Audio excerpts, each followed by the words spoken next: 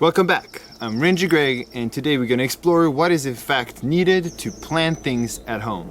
So first of all, if you're working inside, make sure you're protecting the space.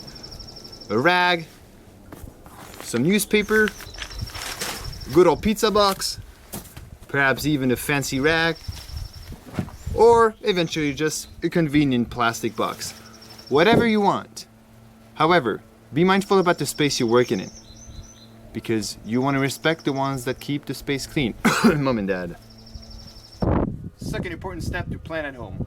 Find pots to plant in. So, you can repurpose some pots that are coming from earlier plants. Like, they come in different shapes and sizes. Egg carts are great containers. Repurposed containers. Yogurts or salsa cups.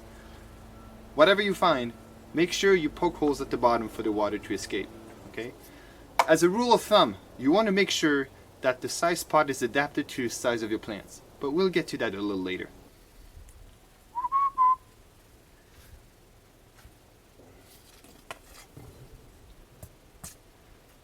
If you wish to be crafty, you can create a garden box, especially if you have critters running amok in your garden, backyard, wherever you're living at.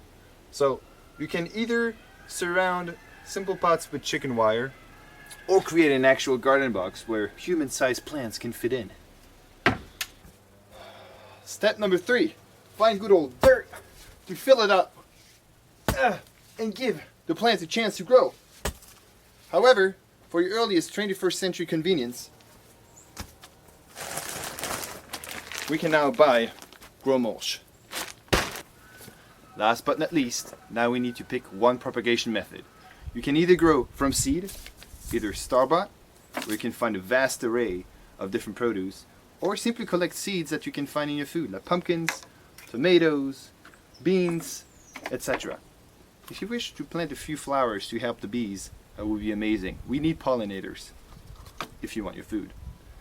Second alternative, grow from saplings or seedlings, store-bought, or maybe you have a local gardener or local nursery. Third alternative, grow from plant clippings. We'll get to that a little later, it's a little trickier. And last alternative is grow your food from kitchen scraps. I'll be posting a link describing the most common kitchen food that you can regrow without effort. It's quite amazing how everything regrows without much effort, because in nature nothing goes to waste, as waste is a man-made concept. Okay, so let's get to planting. So let's say you want to start from a seed and you bought a package in the store. What I like to do is rip the top part describing what it is. I want to keep that label for later. And I'm going to pour a few seeds, let's say about 20 seeds, into a little cup, whatever that looks like.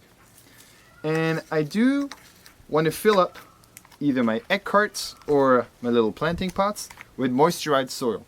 Moisturized. Important. Don't put it in dry soil, okay? So, and I want to put, let's say, three to five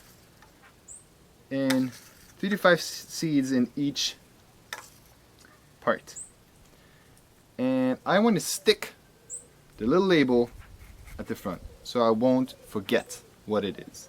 And from there, I'm going to cover it with a little moisturized dirt again. Okay? Don't make it too tight, too compressed, too dense, because it's going to need some aerated soil to grow efficiently. So that's pretty much it. Okay, you can add a little water to it, but don't go overboard. And that's what I did in these pots too. Okay, so as you can see, I put a few seeds in different pots, so I won't lose any. And I put the labels where I planted it in the pots. So as you can see, I started hopefully sprouting an avocado seed. Let's see what's going to happen. Second alternative, you want to grow seedlings or saplings. Okay. Saplings come from trees, seedlings are in the ground. So if you remove them from the little pot, they come with a little chunk of dirt around their root system. Keep that chunk of dirt. Okay, these roots are very fragile, and that plant is going to need it to grow efficiently. So what you want to do, you want to take a bigger pot, and you want to create a little dent in the middle. Place it and compact it. Compact some dirt around. And create a little dip. Kind of creating a little cup around the plant. And later down the line you can pour some water. To eliminate unnecessary air bubbles. And you'll be ready to go. So as a rule of thumb, the pot needs to be adapted to the size of the plant. Now, different people say different things, have different opinions. What I like to do is that I like to start with small pots. Then once I can see that the plant is about halfway as big as the height of the pot, I think it's ready to get transplanted. But that's up to you. Fill it out. You just want to make sure that the root system is strong enough to support the transplant. So now it's your turn to work. So I want you to start growing, either from seeds or saplings, and at least one cart with different seeds, different produce. Okay? And I want you to keep track of what you're growing. So the name of the plant, the type of propagation you chose, either from seeds or from seedling, the date, the location which you planted, if it's on the windowsill, in your bedroom, in the outdoors, wherever, that's it. And every day I want you to either write presence or absence of the plant. So it's going to take a little while until you're going to see a little tiny little itty bit of green that is going to come out of the ground. Okay, so we want to see how long it takes according to where you plant it. And I want you to start noticing the different features of the plant that comes out. Okay, so the shape of the leaf, the texture, maybe a smell, a distinctive color. So try to really be as descriptive as you can. So for the more adventurous gardeners, I have an additional challenge for you guys. So this is about completing a transplant from clippings. So 3 stages here, 3 levels of complexity. The first one is from succulent plants or Crassulaceae. Succulent plants store water in their actual tissues and are kind of like squishy and soft. You might know some jade plants like this one or cacti, etc. It's pretty common in this region of Southern California. And there's pretty much nothing else to do than just, placing it in here. You don't want to overload the space, so I like to put 2 little ones or maybe just one sometimes in a small pot. And after a while, they're going to start growing roots from their stem, which is quite impressive, you'll see. So that's level number 1. Level number 2 is transplanting plants from the Lamiaceae family, meaning the lavender and sages. They are pretty easy. So you take the part of the plant that is not flowering, cut it off, and stick it in water. And now there's patience that needs to come. Usually that comes with gardening pretty well.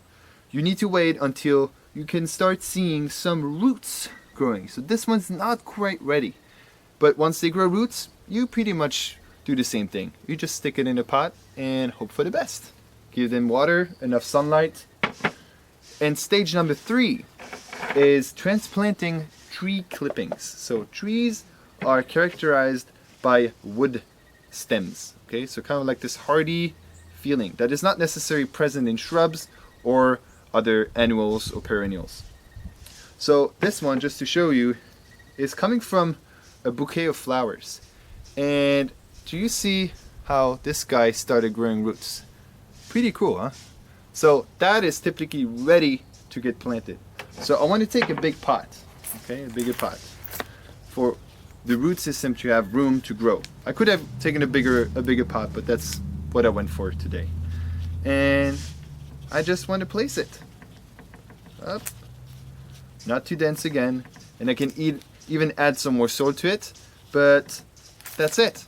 So patience is the master of growth for us, for ourselves and plant life. Take care.